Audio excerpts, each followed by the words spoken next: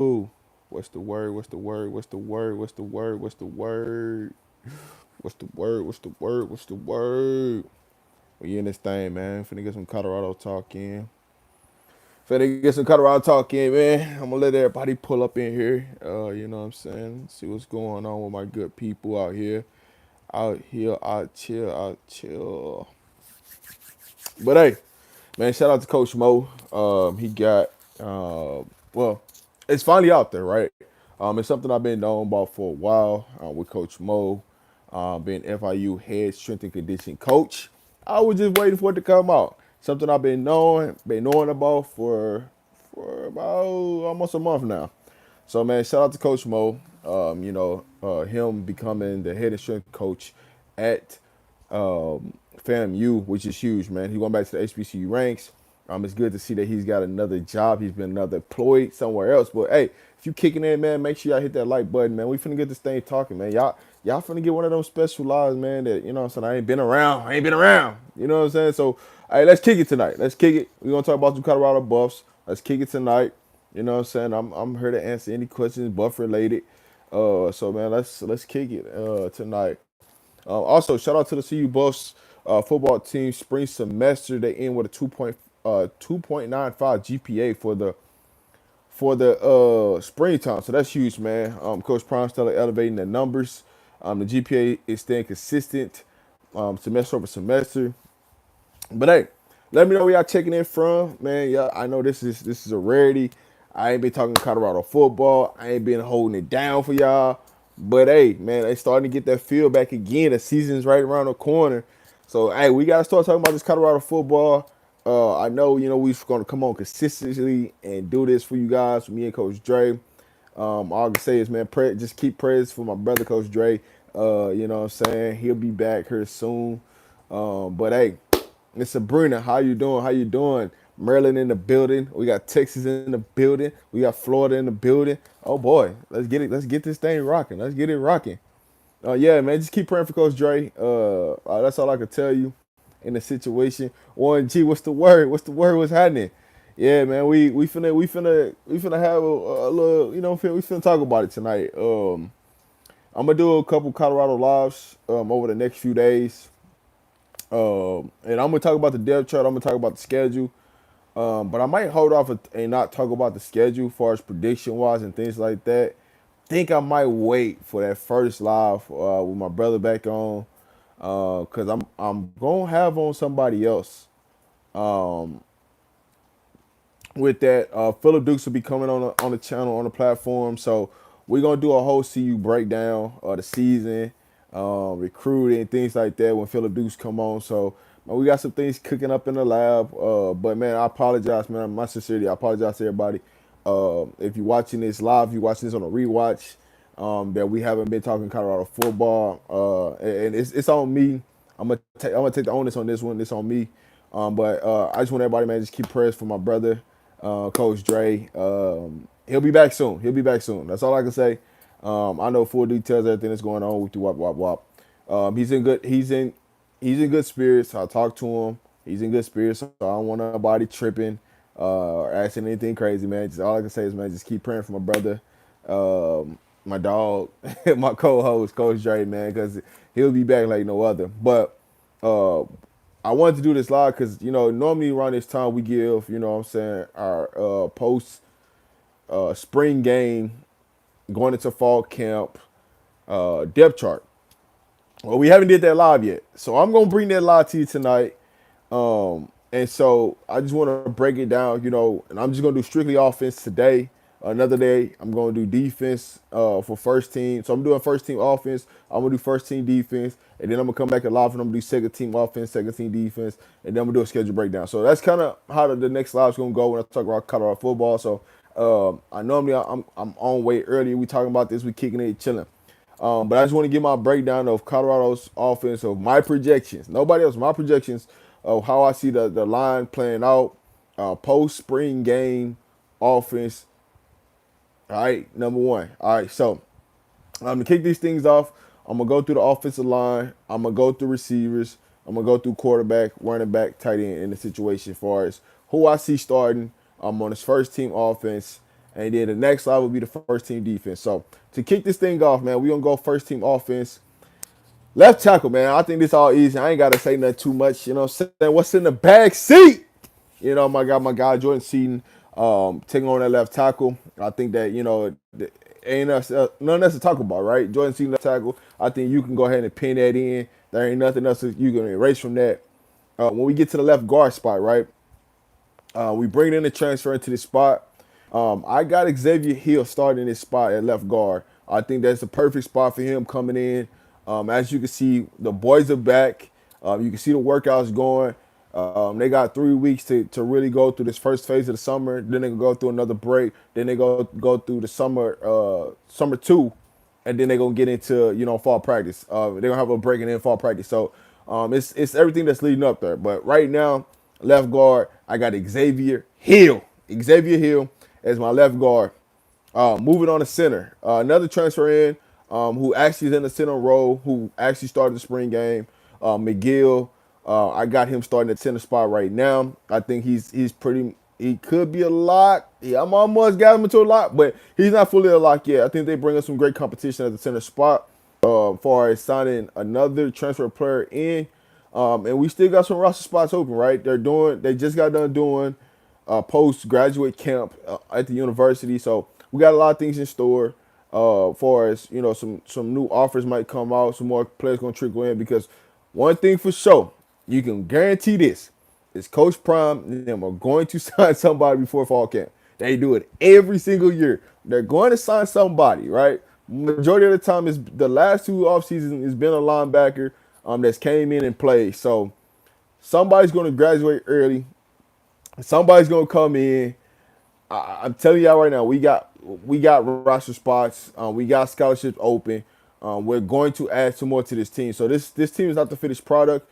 But majority of the team is there. Majority of the team is working out. Majority of the team is there. Majority of the team is going to continue to grow. So man, I appreciate everybody that's in here. All I can do is hit the like button for me, share this thing out. I just want to come up here and talk some Colorado football, man. Because I think everybody got to wait for talking Colorado football. Man, I love that we got the Buffs in NFL. We gonna get into all that, but just come in here and talk about some Colorado Buffs football because the season is upcoming. I don't want nobody looking past the Colorado Buffs. You know what I'm saying? Just because Shedeur Travis and everybody else is gone, man, we got to get up here and still talk about this thing because hey, we still got this movement going.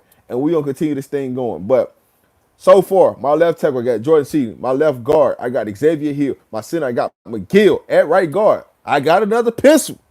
Nah, not another pencil, but another pen for Zy Chrysler as the right guard. So my two pins on this lineup already so far is Jordan Seaton and Zy Chrysler. Those one two I got pinned in so far, locked in on his offensive line. Now we get to right tackle. Because we got a variations of things that we could go for right tackle, right? Right now, I got Larry Johnson penciled in at that right tackle. But there's going to be some competition at this right tackle. And there's going to be some competition at this left guard. And those are the two spots where it can be interchangeable. But right now, across the board, I got Xavier Hill coming in at left guard. And I got Larry Johnson coming in at right tackle. Now let's get into my favorite part that I like to get into, that everybody like to have this conversation on, is the wide receiver position. I think this is the deepest position that we have on the team is the wide receivers. I love the addition that we did with the offensive line. We got depth on the offensive line. We got 17 plus offensive linemen right now. And so that gives you 3 depth plus 2 extras for injury. So what we looking at on this offensive line, man, we got everything that we need on the offensive line to be successful, to run the ball. What we brought in is it's a little bit more athletic line. We gotten bigger, we've gotten stronger, and so the mobility of what we can do offensive wise, as far as offensive scheme success, man, we in a great position, Man, listen, it's so much of man. Everybody, I get Shedeur, I get Travis, I get my dog J5, Tay, Cam, BJ. I get everybody in the league, man, but we started this stage talking about Colorado. You can't get away from talking about the team, the present team, all because we got guys in the league. Because guess what? We're gonna always continue to get guys in the league year in, year out. We gotta stay to who we are. So man, listen, my goal is to just to come back and talk about Colorado football, more often with you guys on a regular. I know my brother from another mother's not up here and this, that, the third. But hey, we here, you know what I'm saying? We're gonna talk some Colorado Bucks. And so I'm gonna do my breakdowns and everything like that. My brother, he'll be back soon. He'll be back soon. So hey, I don't want y'all tripping or nothing like that. He'll be back soon. I promise you, he gonna be back soon. When he come back, we gonna do a live, and so y'all can hush because I know people been asking me where he at, but he's getting good spirits. I can just say, man, just pray for my brother. But to get back to the wide receiver position, which is the deepest position we got on the team, right? I'm gonna get into defense, not on this live. I'm doing strictly offense on this live. I got a live defensively, but wide receiver is the deepest position we got. So who I got starting, and I think we're gonna go 4 wide receivers across. I know we brought in tight ends, but I think if I know and I know this team, we gonna go for a wide. First game, probably first play out the game with one running back in there, and then we're gonna bring in a tight end. So my 4 wide receivers I got started. I got Amarion Miller. I got Draylon Miller, Isaiah Hodge. And last but not least, I got Akeem Williams. That's who I got as my 4, right? So I got Akeem Williams, Isaiah Hodge, D. Miller, O. Miller as my starting wide receivers. Projected first team. And this is before we go into fall camp or anything like that. Any injuries, everybody's healthy. This is my 4. I think we come out first game going 4 wide, and one running back in the backfield. Now, throughout the game, we're going to have we're going to have a tight end in the game. Don't even got to worry about that. We're going to have tight ends in the game. We're going to play some 12 personnel. We're going to go 11 personnel. We're going to go 10 personnel. But in this instance, I just got a true feeling that we're going to go out there with 4 wide receivers and 1 running back. First play of the game. Last year, we went 5 wide receivers. We had Draylon lined up at receiver, and we put him in the backfield second play of the game. So I will be there first game.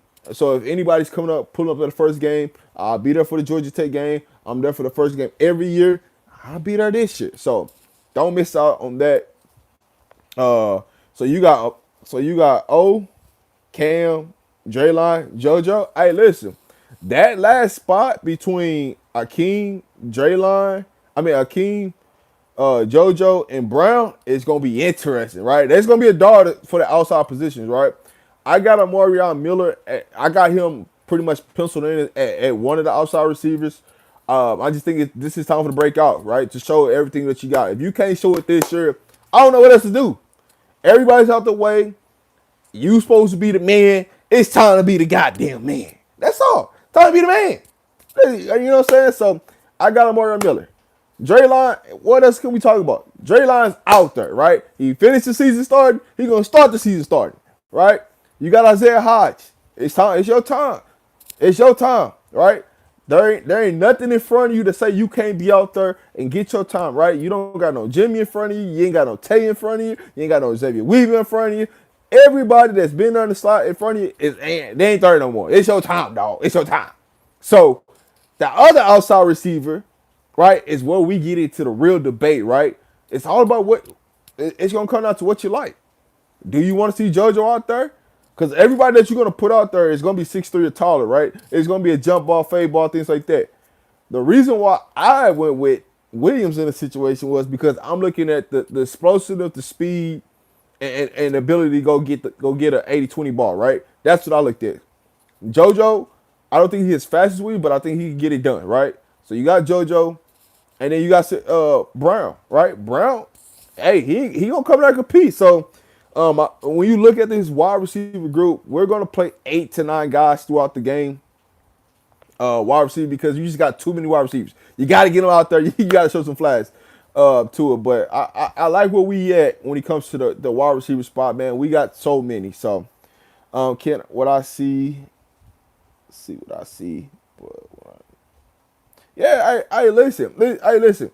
When you talk about the wide receiver position, we so deep that everybody is going to have a different opinion about wide receivers. Everybody's gonna have a disagreement. Everybody's gonna have an agreement, right? Only thing we can do is, guess what? Fall camp gonna get here, and it's gonna be about who understands the playbook the best.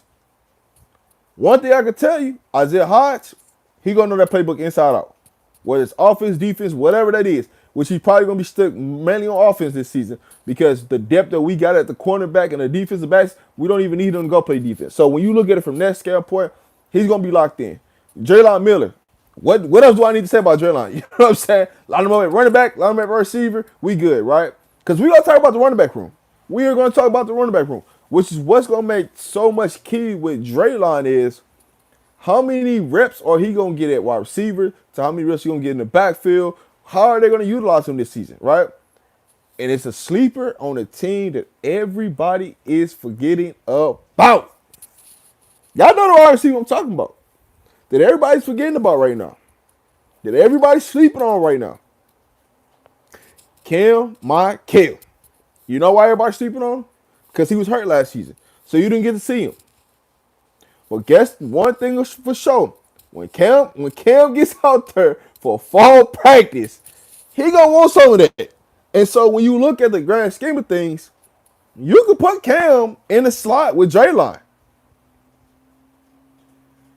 So you can have some real versatility on inside outside. If you want to go big across the board, you can go Marion Miller, you can go Cam, you can go Brown, Jojo, or you can go King, Jojo. However you want to do that, you can go across the board. You can stack them up the receivers. We can go fast receivers. We can go possession receivers. We can go 50-ball receivers. Anything that you want, we got it, right? If we want to go across the board, we want to go with all slot receivers. You got Caleb Mathis. You got Isaiah. You got Draylon, right? We got everything you want. So now it's going to be about getting on that same page with the quarterback. Which brings to it all, who is the starting quarterback for this 2025-2026 season for the Colorado Buffaloes? Who y'all got? I guess to know who y'all got. I got to know before I go out and tell you who I got. Oh, at the wide receiver position?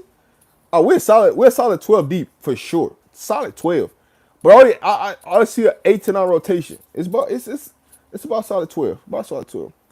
Everybody got K-Salt, huh? Everybody got K-Salt. I like it. But I'm gonna say this. At the beginning of the season, I truly do believe that both quarterbacks will play. The first 4 games, I truly believe both quarterbacks will play. The thing that I get worried about when you talk about K. Salter is him staying healthy throughout the season because he is a running quarterback. He's a more mobile quarterback.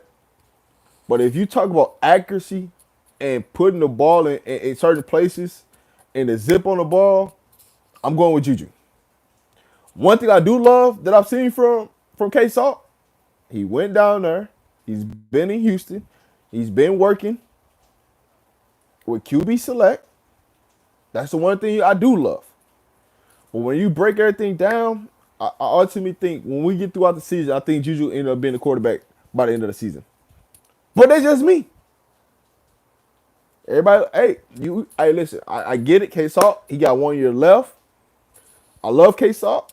I love Juju. But when I break things down, it's the hits that compounds each other, right? When you're talking about playing at Liberty and taking those hits versus you talking about playing in the Big 12 and taking those hits, it's going to be a little different, right? And so is it going to be too much on Juju's shoulder if we put Juju out there at the beginning? Hell yeah, it's going to be too much, right? But it's not saying he can't get it done. He can't get it done, but it's going to be a little bit too much. But I think you ease him in throughout the season, and as you ease him in throughout the season, Juju's going to end up becoming the starter by the end of the season. That's just me. Now, if K-Salt stays healthy, he's the starter of the entire season. But I do think you see both of them play this season at the QB position. Salk gets the better on the center because the defense will have to keep eyes on QB so much on the pass at all. Hey, listen, I think people underestimate Juju's capability of escaping and the ability to navigate the game. That's what the part where I think people mistake it, right? Juju's a lot better than a lot of people think he is, and he can run the RPO better than people think he is. But it's more the better you can execute the RPO, which is a run pass option, hey, the more you got to play with and to get players in space. Salt is definitely going to be one of those quarterbacks that you got with the run pass option that you're going to run a lot with. How much does he keep it and how much does he don't? Right, that's the biggest thing. So that's what I'm gonna say in that situation. So when you look at that part, I'm good. The running back piece, this is where really things get interesting. Who do you guys have starting at running back? Because right now we have four running backs on Scally, four running backs on scholarship. Do I think we add one more before the season start, before fall camp? I do. Where that player's gonna come from, it'll be interesting. But we got four running backs on scholarship right now. That's not a good thing going into a season. That's not a good thing going into a season with four running backs on scholarship. So we got to add somebody there in that room. So I just want to know, who do y'all have started at running back right now before we get into fall camp? Michael Welch, okay. Hayden, okay. Who else I got? Who else I got? I want to see. I want to see if this certain name come up or not. Now Charlie is still there. He's on scholarship. We also got DK Taylor that's on Scally. So I'll say this: when you go to third down, I expect Taylor to be track hawk, as y'all call him track hawk. I expect him to be the third down back. But I think he's also going to get more touches than a lot of people think he is. And the reason why I say it is his build and understanding how to hit the gap and just hit it. He got a real capability of doing some different things.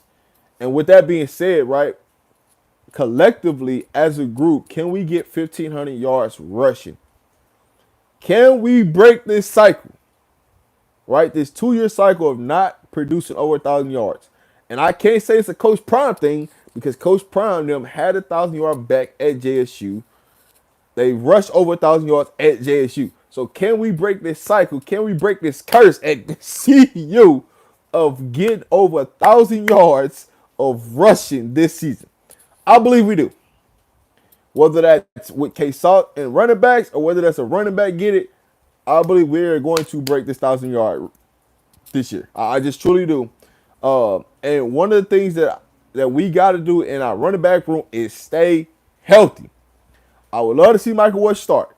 So if y'all want to know who I want to start, I want Michael Welch to start. I would love to see him start. But we gotta stay healthy, dog. We gotta stay healthy. Dallin Hayden is gonna be a key to this season, right? Between Michael Welch and between Dallin Hayden, them two are gonna be fighting for the number one. With Track Hawk, DK Taylor being the third down exclusive back when we want to get explosive out of the backfield. Now, I do think this is going to happen. I truly do think this is going to happen. You're going to see Michael Welch and Taylor in the backfield, or you're going to see Taylor and Dallin Hayden in the backfield at the same time. I truly believe this is going to happen. We're going to put two running backs in the backfield. We're also going to do this. We're also going to put Isaiah Hodge, and we're going to put and we're going to put D Miller in the backfield. Dre line. We're going to. It's going to happen.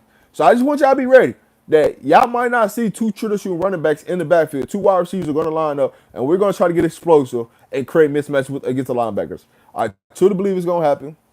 Me knowing the track record of what we've seen from this offensive coordinator, I think we're in a good situation. So, hey, tight end, you can go ahead and pencil Zach in there. Zach Atkins, that's the tight end, right? Where Savell Smalls as the backup, right? We can just go ahead and pencil that in. I don't think there's no argument there. Now, what I will say is, before I grant Savell Smalls as the backup tight end, we got a tight end that just came in.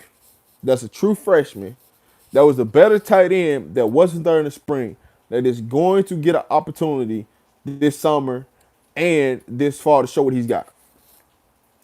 We're going to have a double tight ends out there. We're going to have two tight ends.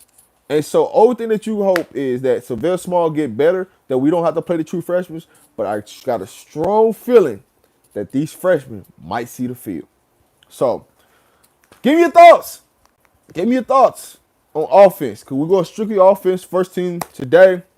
We're going to have a live where we go strictly defense, first team. And then we're going to come back and we're going to go second team offense, second team defense.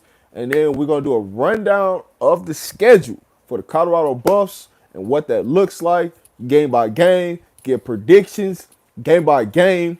And then as we get into fall camp, y'all know how we do it. We're going to start to really dive into Georgia Tech. Who is Georgia Tech?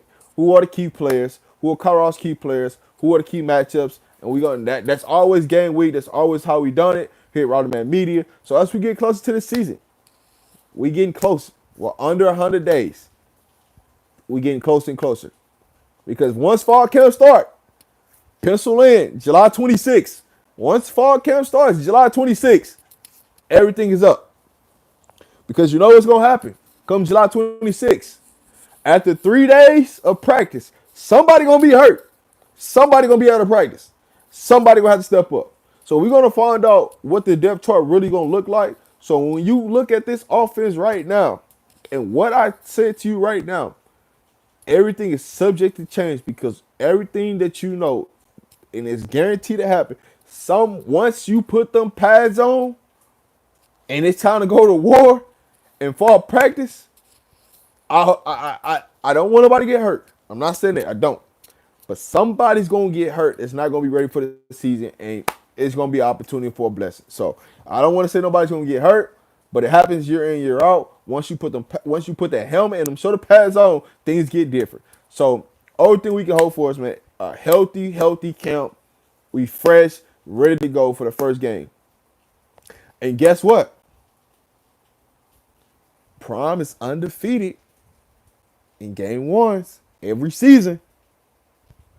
We got a tough test against Georgia Tech. So how do we stack up offensively against Georgia Tech versus their defense? We going to get into it. We're going to have a breakdown, and we're going to do everything just like that.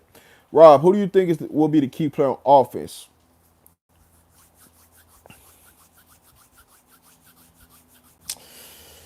The key player this year for this season ultimately is going to come down to Draylon Miller. I think that's the key player. That's going to be the person that all eyes is going to be on Draylon Miller. When you look at how the season breaks down, how everything goes, Draylon Miller is going to end up being the guy of the offense. Old school. What's the word? Old school, man. Good to see you, man. Glad to see you out doing well. But give me who y'all think. Who y'all think the key player of the offense is? I think everything is this year is going to be sitting around Draylon Miller. Him having a showcase. I think Omarion Miller is going to have a good season. I think overall we're going to have a great season. I'm not going to give out my predictions just yet because once we break down game by game and we go through the whole landscape of things, I'm going to get to it all just like that, right? Because it's going to be way too early. But when we start to see everything and lay out, because the only reason I'm not going to give it up right now is just we still got some more pieces that we're going to add to this team. I want to see how we finish out this team in some areas where we need to add some players at. I want to see what that looks like. So, hey, appreciate y'all for tuning in. This is going to be a short live. I'm going to come and do the defense. It's going to be a short live. I appreciate everybody for tuning in. Hey, make sure y'all leave a comment as this video ends. Let me know where y'all checking in from, man. As always, peace, love, and joy. And I hope y'all have a great evening. See you guys in the next one. Peace.